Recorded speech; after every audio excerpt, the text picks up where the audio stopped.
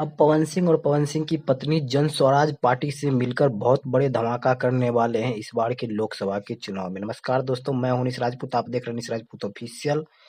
आज का वीडियो काफी इंटरेस्टिंग और खतरनाक होने वाला है, सो वीडियो को शुरू से लेकर एंड तक जरूर देखिएगा। तो जैसे कि आप लोग अपने मोबाइल के स्क्रीन पर देख रहे होंगे, जिसमें कि जन स्वराज पार्टी के अध्यक्ष प्रशांत किशोर जी हैं और उनके साथ पवन सिंह की पत्नी ज्योति सिंह हैं।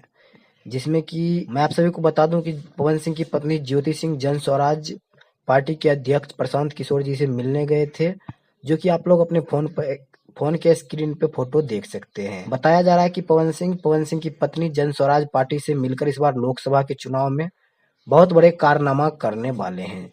और ऐसा भी बताया जा रहा है कि क्या पवन सिंह को मुख्यमंत्री के चेहरा पे के रूप में घोषित किया जाएगा। खैर, वो सब कुछ भी हो, वो सब देखने की बात होगी, लेकिन जहां तक उम्मीद लगाया जा रहा है कि भोजपुरी के पावर स्टार पवन सिंह और उनकी पत्नी दोनों जन स्वराज पार्टी के अध्यक्ष प्रशांत किशोर जी से मिलकर कुछ बातचीत किए हैं।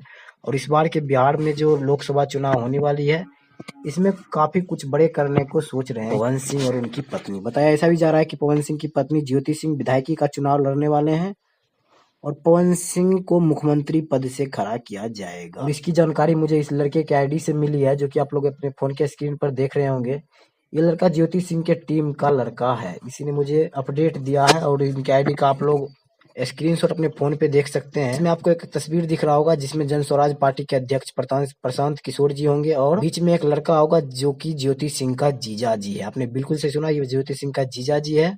और साइड में एक लड़का है, यही लड़का है ज्योति सिंह के टीम का लड़का। तो ये अपडेट आप लोग को कैसा लगा हमें कमेंट बॉक्स में जरूर बताइएगा। और आप लोगों को क्या लगता है इस मामले में, क्या लगता है अपना राय कमेंट बॉक्स में एक बार जरूर दीजिएगा। मिलते किसी अगले अपडेट के साथ, तब तक के लिए बाय।